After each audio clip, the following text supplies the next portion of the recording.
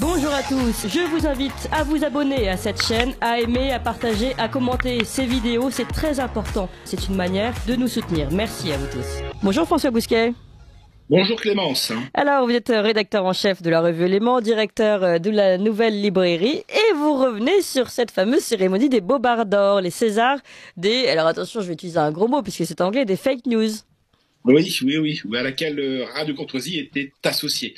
Les Bobards d'Or, c'est un peu les anti-7 d'or, la longévité en plus. La 14e cérémonie du nom, ce lundi soir, au théâtre du Gymnase sur les grands boulevards parisiens, a tenu toutes ses promesses. Beaucoup de monde, des nominés vraiment affreux et des lauréats encore plus épouvantables. Bref, une distribution royale. Comme la cérémonie n'était pas diffusée sur France Télévisions, mieux valait être sur place. À la baguette, Jean-Yves Le Gallou, homme orchestre que nos auditeurs connaissent bien, Fondation Pollemia, Institut Iliade, etc., assisté pour l'occasion par le youtubeur Greg Talibian, l'Arménien le plus drôle de France, un homme plutôt de gauche mais qui n'a pas peur des gens de droite, également par Valentin Schirmer, jeune pousse de la matinale de Radio Courtoisie que vous couvez, Clémence. Valentin Schirmer, oui. Pardon, Martial Bild, directeur des programmes à TV Liberté, et Michel Geoffroy, énarque, auteur et plume de la Fondation Pollemia, qui organisait l'événement.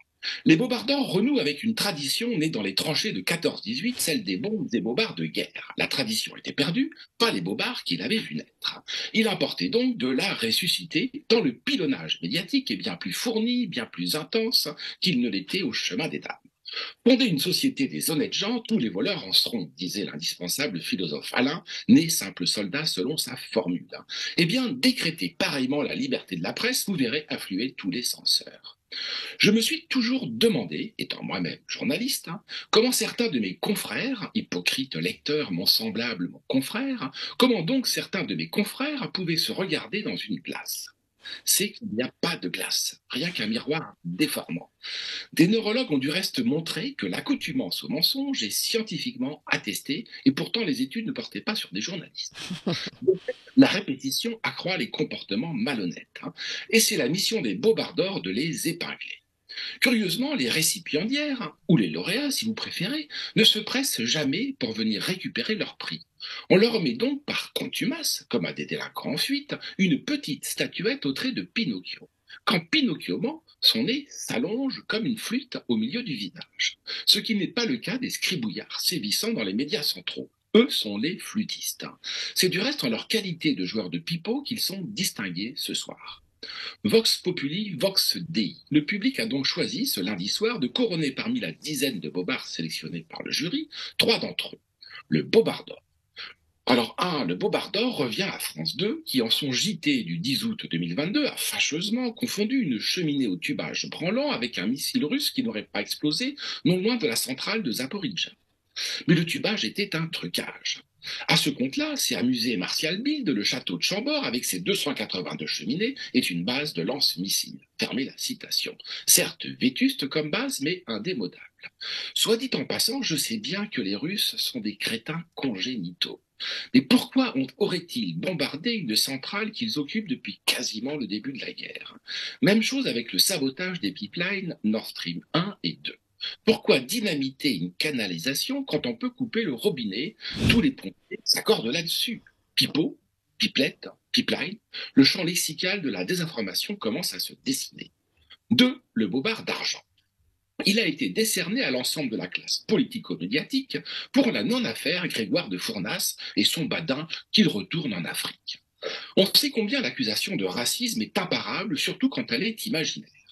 Mais c'est comme si le député RN de la Gironde, Grégoire de Fournas donc, avait mis l'incendie au Reichstag, dans le costume d'un membre du Ku Klux Klan. D'ailleurs, les députés de la NUPES, LFI en tête, étaient prêts à le couler par grand fond en Méditerranée comme un cuirassé allemand pendant la Seconde Guerre mondiale. J'avoue avoir une faiblesse pour le Bobard de bronze, le 3, signé Philippe Val.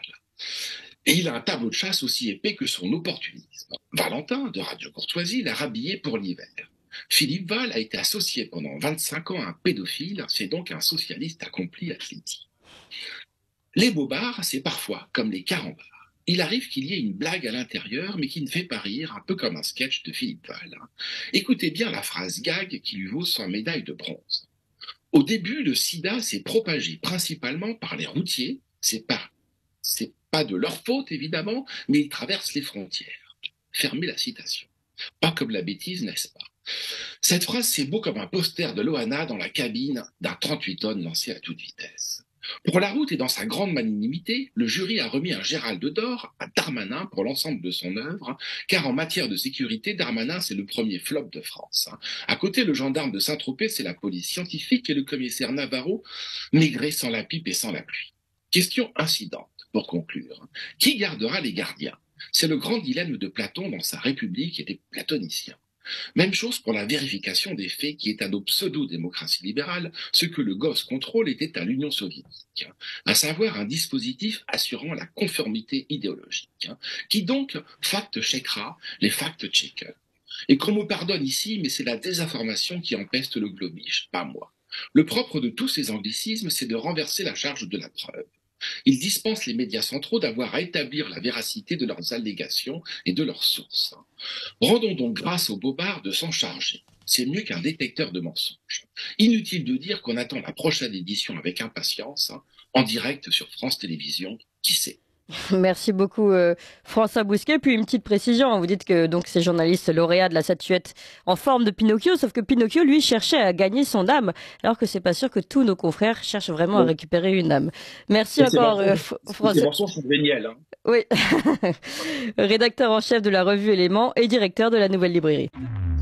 Vous appréciez cette émission? Alors aidez Radio Courtoisie à en produire d'autres en indépendance totale. Rendez-vous sur soutenir.radiocourtoisie.fr. Merci d'avance.